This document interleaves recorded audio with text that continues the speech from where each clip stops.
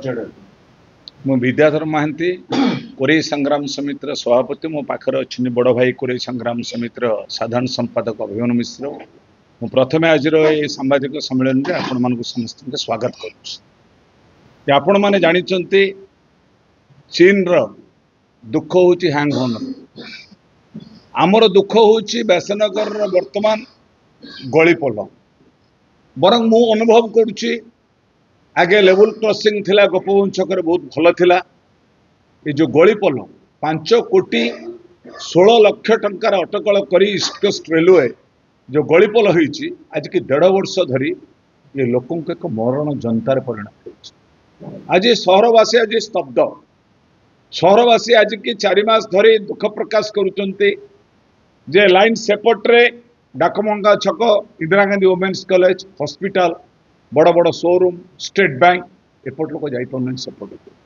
ये कौन भारत पाकिस्तान आर विरुद्ध आम बारंबार जाजपुर रोड रे थिबा जने एडीएम तांको आम दाबीपत्र देलु असिस्टेंट इंजीनियर्स आपणकर east coast railway group of the engineer is working here अच्छी ये जो प्रथम जो एस्टिमेट करागला आम कोरेई संग्राम समिति दाबी कलु आम कहूँ प्लांट डिफेक्टिव गोटे लाइन रहिबो माने गोटे पटरे जीवे गोटे गोटे पास करेंगे ये जो दीटा रखी से ही गड़ब ये एक दुर्घटनार सम्मुखीन हो आउ 3 फुट जदि चौड़ा कर दि जाता आम जीवा आसवाटा भल भाव होता आर हाइट भी कम रहा आर प्लानिंग भूल रहा आम विरोध करूँ लिखिदे किसी लोक कहले काम बढ़िया हो सरुची मु बर्तमान कहूँ से लोक ना आज लोक दुर्घटनार सम्मुखीन होती 1.5 फुट 2 फुट सब ड्रेनेज पानी जमिकी अच्छी से पानी किए से पानी हूँ समस्त लैट्रिन एवं खराब जल ता भीतर रोचे लोक बाध्य भर पानी ढोढ़ा पड़ुंट ये संपर्क में बारंबार चिठी लिखला ईस्ट कोस्ट रेलवे जो ठिकादार को काम कर ठिकादार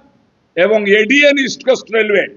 भर मधुचंद्रिकार 5 कोटी 16 लक्ष टंकार कार्य आज बाट मरणा तदंत करा आमे general managers Chandrasekharpur Bhubaneswar east coast rail भवन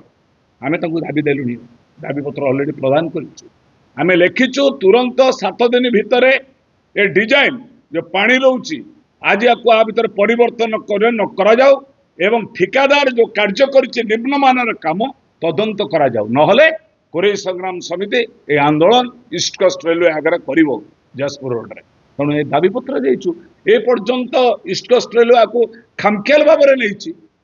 आम ये कहवाक चाहूँ व्यासनगर एक सहर ये कलिंगनगर प्रवेश द्वार ये सहर 2 भाग विभक्त होती ओभरब्रिज होता 1984 मसीह गोटे नहका ओभरब्रिज होता आपर ओभरब्रिज हो पार ना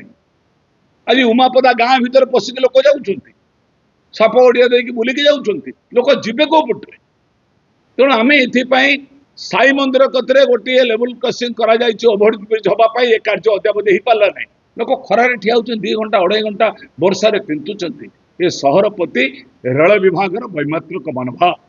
आज हाई टेक्नोलोजी होती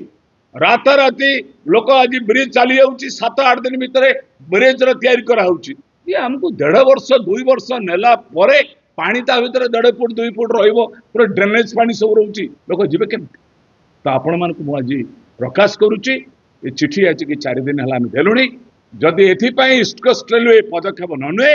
बाध्य हो आम आंदोलन करूँ 3 दिन धारणा देला परे ईस्ट कोस्ट रेलवे जदि किसी न कर